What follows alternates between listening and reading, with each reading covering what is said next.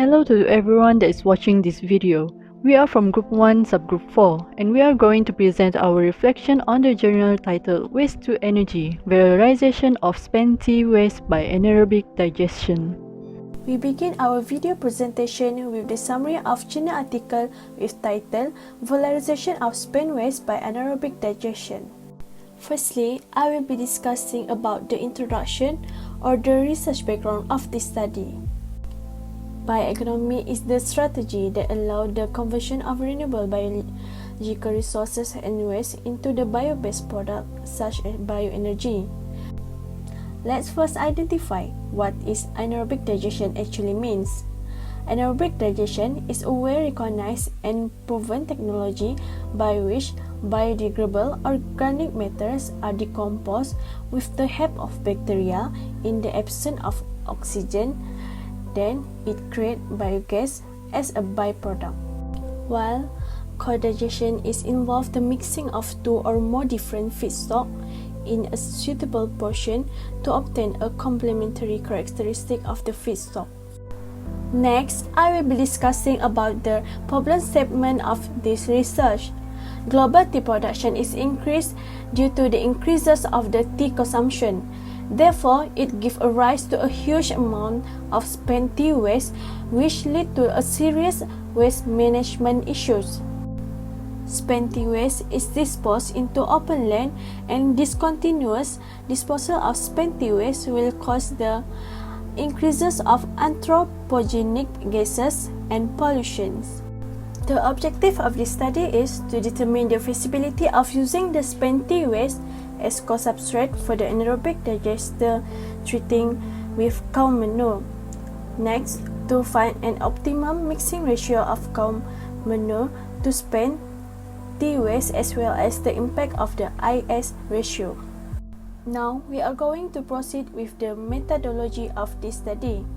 This is the overall experimental design for methodology. First, in feedstock and anaerobic inoculum, the spent tea waste was collected from sampling sites.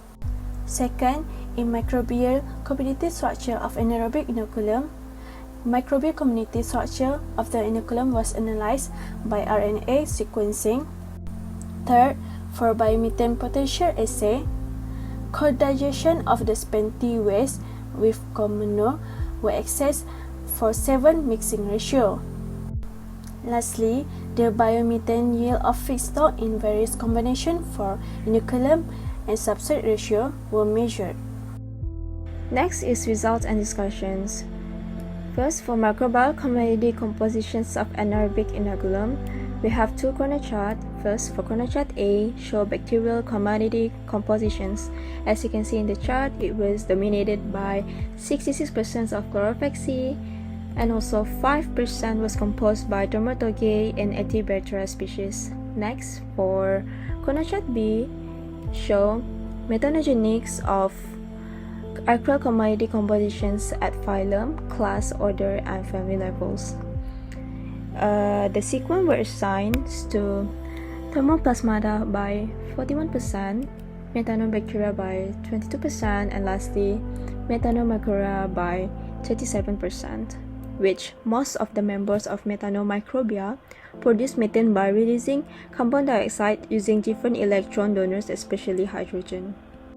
Next, for biomethane potentials of various combinations, the reactors operated under mesophilic conditions for 20 days with 2 inoculums or substrate ratios. The result revealed that using spent tea waste as the co-substrate did not reveal a significant effect on biomethane productions in the reactors. On the other hand, the amount of inoculum have remarkable effect on biomethane productions, resulted in an increase in methane productions between 28 to 32%, while the biomethane yields were in a range of 129 to 138 for the co-digester operated with inoculum substrate ratio of 1, while for substrate ratio of 2, the range was 165 to 181. Lastly, for the conclusions, the bioenergies plays a significant role in the renewable energy platform.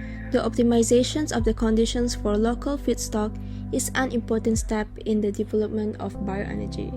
Therefore, this finding represents the potential usage of the spent tea waste as the co-substrate with the sustainable waste management approach and also relevant to plant operators. Benefits: help in waste management that reduce amount of waste where tea waste used as co-substrate. High availability: tea are cheap beverage and consumed by a wide variety of societies all around the world. Cost-effective: use of tea waste that have been dumped by people to generate power, such as methane gas and electricity. Sustainable energy, which is one of bio-based renewable source. Tea waste have suitable alkalinity, helps in anaerobic digestion process in methanogenic activity. Improve biogas potential compared to monodigestion of cow manure. Let's move on to the limitations for this research. The first limitation is on the inoculum substrate ratio. It should be determined properly for different wastes in order to prevent inhibitions such as volatile fatty acid accumulation. The IS ratio is one of the most important elements in the anaerobic digestion process because it influences the consumption of volatile fatty acids and the yield of methane. The IS ratio is also important for optimizing the startup time of an anaerobic system for solid waste digestion. Anaerobic degradability is maximized in tests with a high IS ratio, whereas specific methane productivity is maximized in tests with a low IS ratio. Although the methane generation is quick, the hydrolysis process is slowed due to the low IS ratio. In this case, the researcher used different kind of waste as co-substrate in anaerobic digestion. All of the inoculum substrate ratio should be determined first. A low IS will cause low microbial activity due to substrate inhibition. Meanwhile, a very high IS can cause low biogas production from the substrate. Based on this statement, whether spent tea waste is used as a co-substrate or not, the biomethane production does not really affect it. This is because the results show that the degree of methane yield is highly dependent on the amount of inoculation but not the mixing ratio of the co-substrates. Highest methane production was observed in reactors which include 35% spent tea waste and 75% cow manure. This shows that whether spent tea waste is used as a co-substrate or not, the biomethane production does not really affect it. Here are some of our suggestions to further improve the outcome of this research. As the results from the research differs from other studies, probably due to different reactor setups and the microbial community, the experiment can be improved by taking note of other studies' methods. To increase the methane yield, specialized microbial community can be introduced. The microbial community existing should be the ones that are suitable with spent tea waste for them to be able to convert the waste to methane efficiently. Meaning the microbes that can digest cellulose as tea waste has higher cellulose content than cow manure.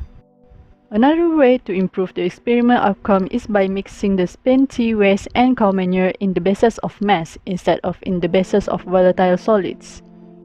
This can ensure the results can be more comparable with other studies in the potential of tea waste as a co-substrate to enhance methane production. Lastly, to obtain higher methane yield, the amount of inoculum needs to be increased, which will also shorten the incubation period and prevent inhibitions throughout the process. That is all from us. Thank you for watching.